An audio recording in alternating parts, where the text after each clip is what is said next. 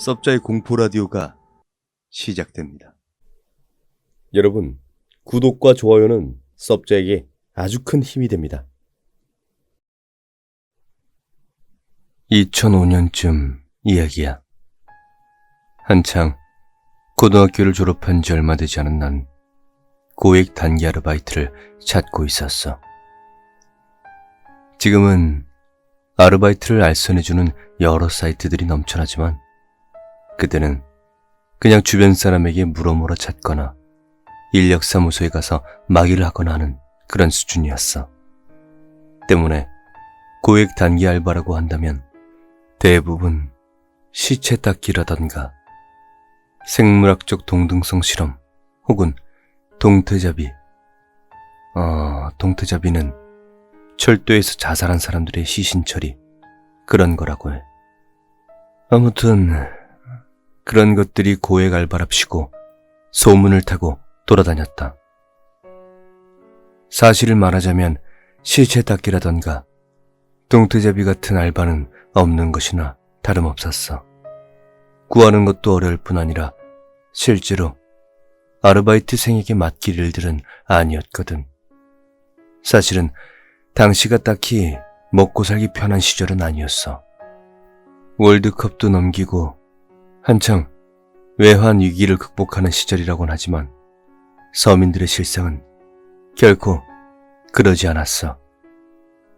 외환 위기 당시에 수많은 실업자가 생겨났고 사금융도 들불처럼 번져나가던 시기였고 하여간 지금과 마찬가지로 국가는 흑자니 IT니 어쩌니 하지만 실제로 사람들의 빚은 계속 늘어나기만 하던 시절이었어. 물론 외환위기 당시보다야 나았다지만 각수라고 그로 인해서 당시에 의외로 자살자가 많이 나왔어. 때문에 시체 닦기니 동태잡이니 하는 아르바이트가 있다는 소문이 횡행했던 것이고 그런 연유로 나 역시도 대학에 입학하기 전에 등록금이라도 벌어보고자 아르바이트를 결심했는데 최소한 3달 빡시게 일하고 1학년 신나게 놀다가 2학기쯤에 휴학하고 군대에 입대할 생각이었기 때문에 여름방학에 군대 가기 전 해외여행을 가고 싶어 빡시게 돈 벌 생각을 했어. 더군다나 대학 등록금도 매우 가파르게 상승하는 중이었기 때문에 부모님에게 눈치가 보이는 것도 조금 있었지. 하여간 그런 와중에 친구에게 연락이 왔어. 자신이 알바 자리를 하나 구했는데 매우 고액의 알바라고 했었지. 최저시급도 지금의 절반에 가까운 시절이었는데 하루에 10만 원을 주겠다는 파격적인 일이었어. 10만 원? 무슨 일인데? 일당 10만 원. 약 3일 정도 일을 하기 때문에 30만 원 정도는 한 번에 벌 수 있고 딱히 기술도 필요 없다고 했기 때문에 너무 좋은 거 아닌가 싶어 궁금증이 들었던 것 같아. 그러니까 청소하는 일인데 그게 요약하자면 집을 청소해주는 일이었어. 그것도 사람이 죽은 집을 청소하는 일. 물론 절대 쉬운 일은 아니었어. 그냥 죽은 게 아니라 대부분 자살하거나 노인이 혼자 살다 죽어서 집 전체를 뜯어내고 새로 시공하는 일이었으니까. 그나마 겨울이기 때문에 괜찮다고 말하더라고. 방이 냉랭하기 때문에 여름처럼 파리가 알을 까서 구더기가 나오는 골은 없을 테니까 하고 말이야. 그게 농담인지 아닌진 모르겠지만 하지만 사람이 죽으면 온갖 오물이 나와서 바닥을 오염시키는 데다가 그 누구도 사람이 죽은 집의 집기를 계속 사용하고 싶어하지 않기 때문에 아예 내부의 가구들을 전부 뜯어내고 벽지부터 바닥까지 새로 해야 하는 일이었어. 오케이. 그럼 언제부터 하면 돼? 내일? 모레? 누구나 알다시피 20살 초반엔 무슨 일이든 짧고 돈만 많이 주면 혹하는 게 대부분이라 나 역시도 아무 생각 없이 친구를 따라갔어. 좀 더 생각을 해봤어야 하는 건데. 서울의 모 주택가, 좁은 도로 좌우로 낡은 빌라들이 가득 들어찬 마을이었어. 사실 이런 일을 할 땐 여기서 무슨 일이 일어났었는지 거기에 대해 얘기는 불면율이었지. 그 누구도 그런 얘기를 하지 않으려고 하고 물어보면 되려 화를 내더라고. 그런 주의사항을 들었기 때문에 난 그저 닥치고 묵묵히 벽지를 뜯어내고 장판을 드러냈어.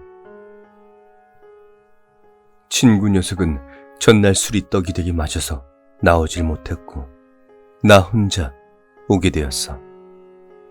그 덕인지 더더욱 서먹했어.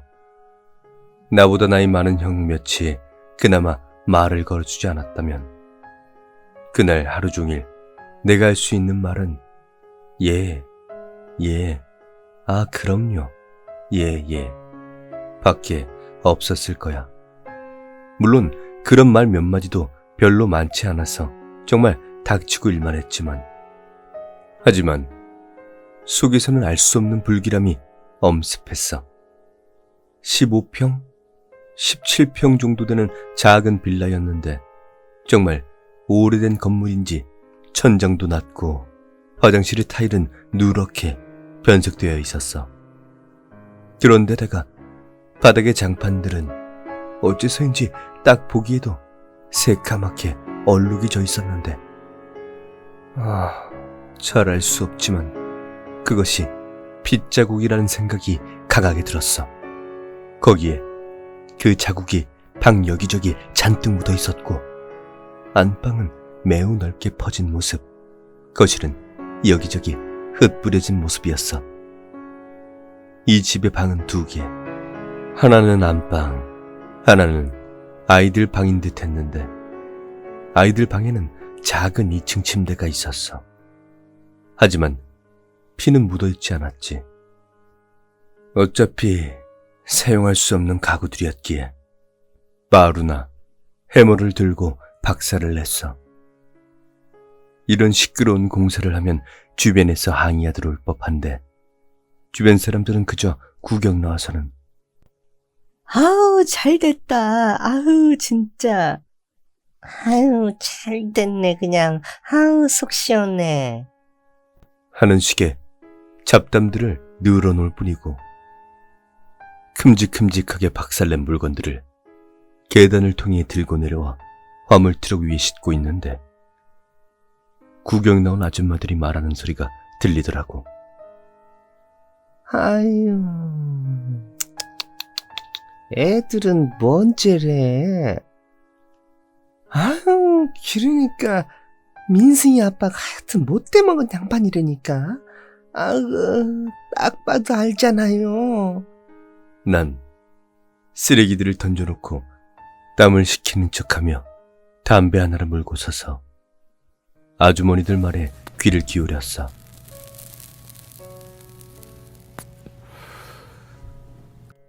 어머, 무슨 일인데요? 아이고, 지은이 엄마는 잘 모르지. 아니, 글쎄, 저 집에. 요약하자면 중소기업 사장이었던 아저씨가 외환위기 때 부도를 맞고 이곳에 들어왔다가 빚쟁이들에게 시달리는 별로 대단할 것 없는 얘기였어. 나름 열심히 살면서 빚을 갚아 나가는데 막내가 무슨 병에 걸렸다더라. 때문에 아버지라는 사람이 결국 생활고를 못 이겼는지 잠자는 아내를 장도리로 내리쳐 살해하고 아이들은 목을 졸라 살해한 다음 본인도 농약을 먹고 죽었다는 이야기였다. 사실 당시에 이런 뉴스가 심심치 않게 들려오던 당시라 그냥 그럴 법하다 정도 생각이 들었다. 아유, 애가 무슨 잘못이야. 아유. 아줌마들 얘기를 듣고 기분만 잡쳐 다시 작업하는 곳으로 올라갔는데 아까보다 더 오싹한 기분이 들었어. 괜히 불문율은 아니었겠지. 차라리 모르는 게 나은 얘기들이었어. 한참 일을 하고 저녁 9시쯤인가 일이 끝났어. 일 끝나고 아저씨들이랑 형들 모여서 술 한잔 한다는데 나는 그날 너무 피곤해서 먼저 가겠다고 하고 그 빌라 앞에서 헤어졌어. 근처에 순댓국집인가? 그런 데가 있다고 그리 간다고 하는데 난 동네 벗어나서 버스 타러 반대쪽으로 헤어졌어. 흉흉한 사건이 일어나서 그런가 정말 인적이 없었어. 뭐랄까 마치 게임 사일런트 힐의 도시처럼 적막하고 으스스한 느낌만 들었어. 그때 왜 그랬는지 모르겠는데 뒤를 돌아보면 안 될 것 같은 느낌이 확 하고 들더라고. 근데 나도 모르게 뒤를 돌아보게 되더라.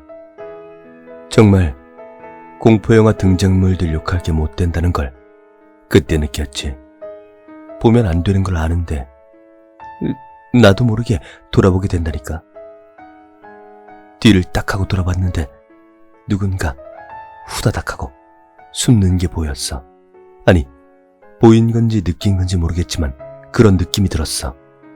진짜 갑자기 등줄기를 타고 찌릿한 기운이 확 올라왔는데 이제 좀 있으면 성인이고 길 걸어가다가 어깨 툭 건들고 하면 싸움 일으키던 정말 철없이 가오니 뭐니 하던 시절이었는데도 몸이 확 움츠러들어선 발걸음이 빨라지더라. 결국은 그렇게 골목길을 벗어났어. 버스를 타고 집으로 돌아오는데도 계속 뒤가 근질거렸어. 내 뒤에는 분명 사람이 타고 있었는데 사람 말고 다른 것이 있는 것 같은 정말 개 같은 기분이 들더라고. 그때 나는 느꼈어. 내일부터는 내일부터는 그 일 나가지 말아야겠다. 도저히 못 나가겠어. 느낌이 이상하다고. 하고 말이야. 어차피 일당은 당일 나한테 현금으로 지급되는 것이었고 소개비를 떼는 것도 아니었기 때문에 내일부터는 좀 미안하더라도 일 못 나간다고 연락해야겠다는 생각이 들었어. 근처 지하철역에 도착하고 나서 차에서 내리는데 또 이 빌어먹을 눈이 제멋대로 아까 내가 앉아있던 쪽을 바라보더라고. 그리고 거기서부터 악몽의 시작이었다. 맨 뒷좌석에 애엄마로 보이는 여자랑 애들 둘이 앉아 있었는데 어디 상처가 보이는 것도 아니고 귀신 같은 모습도 아니었는데 절대 사람 같지 않은 느낌이 확 나는 거야. 그 다음부터 진짜 집에 뛰어서 들어온 것 같아. 우리 집도 잘 사는 편이 아니라서 큰 길 옆에 작은 골목을 하나 지나야 했는데 거기 지나면서 헛것을 몇 번이나 본 것 같았어.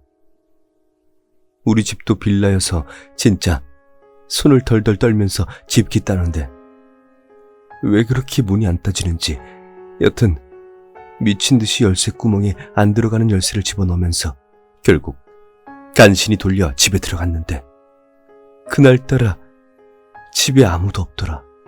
아버지는 원래 출장이 잦아 집에 잘 안 계시지만 어머니는 늘 집에 계시는 편인데 집에 들어가니 어머니가 외가에 내려가신다고 쪽지를 올려놨더라고.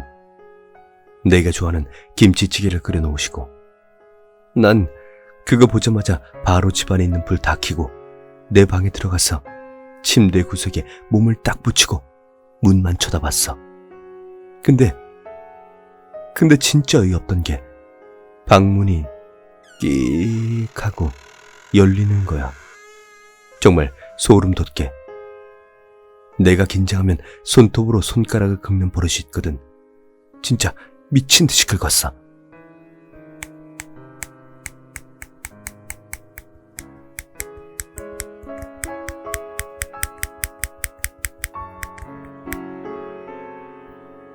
그러면서 방문을 쳐다보는데 무언가 들어오는 것 같진 않더라.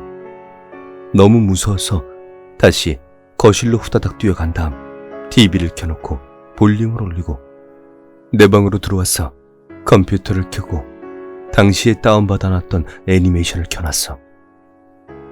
애니를 보려는 게 아니라 그냥 그 적막감이 너무 싫었어.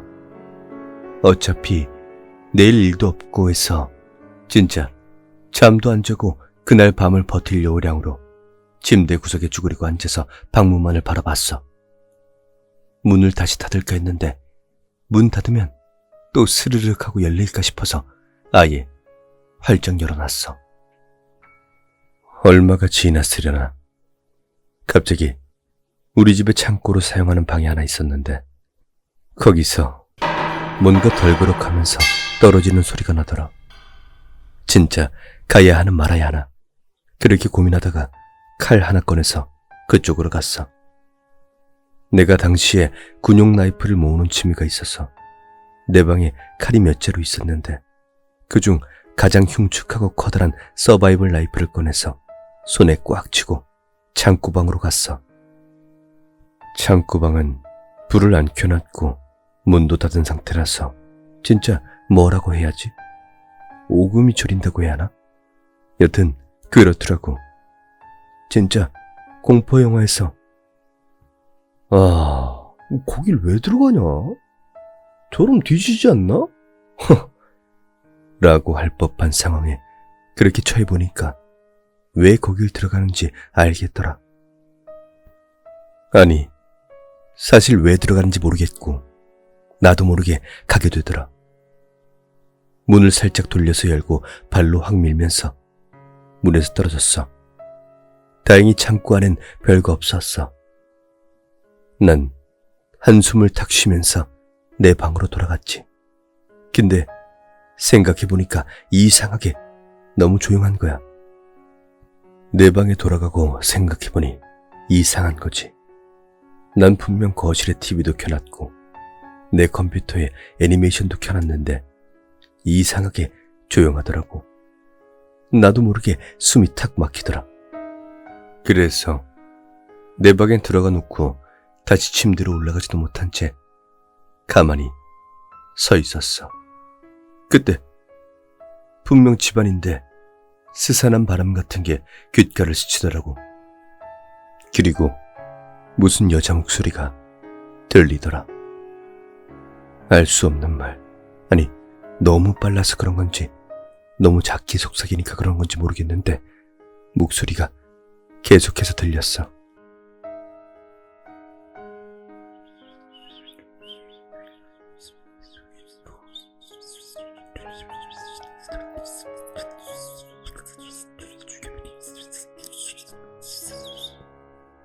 정말 움직이지조차 못하겠더라.